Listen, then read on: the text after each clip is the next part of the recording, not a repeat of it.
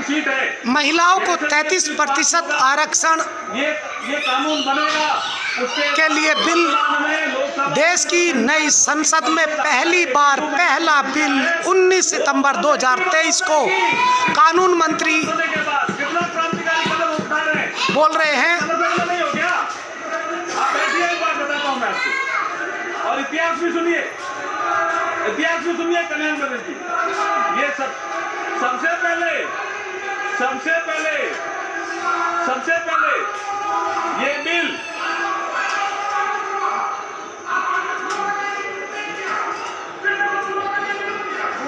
राज्यसभा में भी करेंगे हम।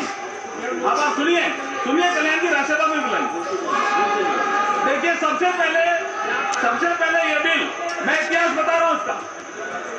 सबसे पहले ये बिल सितंबर 96 देवेगौड़ा जी के समय आया, वो भी 11वीं लोकसभा में। उसके बाद दिसंबर 98 में माननीय अटल बिहारी वाजपेयी की जब सरकार थी तब आया, वो 12वीं लोकसभा में। उसके बाद दिसंबर 99 में अटल जी की सरकार थी, तब फिर आया 13वीं लोकसभा में। और ये जिसका जिक्र कर रहे हैं डॉक्टर मनमोहन सिंह जी के समय जो बिल आया, वो लोकसभा में नहीं आया, वो आया मई 2008 में राज्यसभा। यही यहां से षड्यंत्र की बुआ थी। और राज्यसभा में आने के बाद ये डिपार्टमेंट रिलेटेड स्टैंडिंग कमेटी में गया, और वहां ये बिल जब रिपोर्ट आई तो मार्च 2010 में 9 मार्च 2010 में राज्यसभा ने इसको पास किया।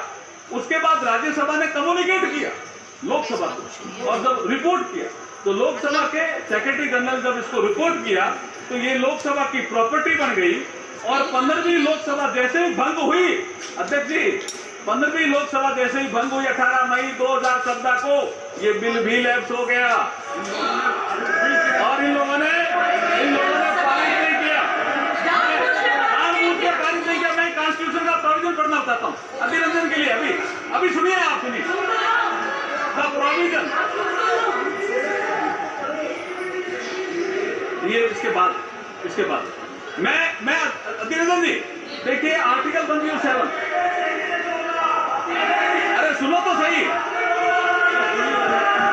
मैं अध्यक्ष जी इसके बिल के प्रावधान में मैं देखिए माननीय अध्यक्ष महोदय, आज नई संसद के पटल पर इस नारी शक्ति वंदन विधेयक 2023 को प्रस्तुत करते हुए मुझे अपार हर्ष और गर्व की अनुभूति हो रही है। आज ये सदन नारी शक्ति को लोकसभा राज्यसभा में 33% भागीदारी देने का साक्षी बनेगा। भारत के यशस्वी प्रधानमंत्री श्री नरेंद्र मोदी जी की सोच हमेशा से नारी को शक्ति स्वरूप मानने की रही है, और माननीय प्रधानमंत्री जी अपनी घरवाली को कभी नहीं मानना। वुमन डेवलपमेंट से वुमन लैंड डेवलपमेंट की ओर तेजी से कदम बढ़ा रहा है देश।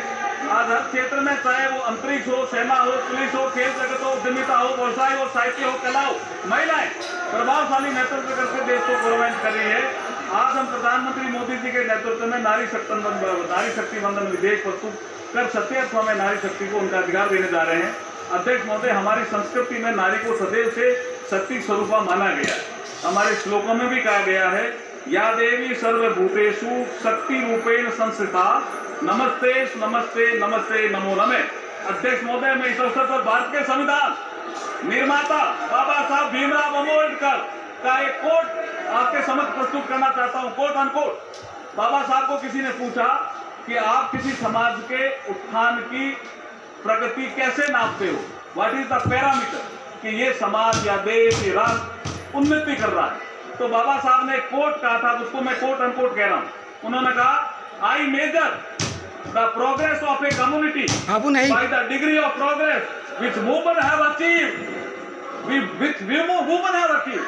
महिलाएं अगर किसी देश में प्रगति कर रही है तो मैं समझता हूं कि वो समाज, वो राष्ट्र प्रगति कर रहा है। ये बाबा साहब ने कहा था। अध्यक्ष महोदय, मैं इस अवसर पर भारत के संविधान के शिल्पकार बाबा साहब भीमराव अम्बेडकर जी को इसलिए भी याद करना चाहता हूं कि 25 नवंबर 1949 को बाबा साहब ने कहा था इसी सेंट्रल हॉल में, जिसमें आज लास्ट फंक्शन हुआ, कि हम एक ऐसे युग में प्रवेश कर रहे हैं कि हम राजनीतिक क्षेत्र में तो समानता होगी, लेकिन सामाजिक और आर्थिक क्षेत्र में समानता नहीं होगी। इसको कौन दूर करेगा? आने वाली सरकारों का ये इसका काम होगा।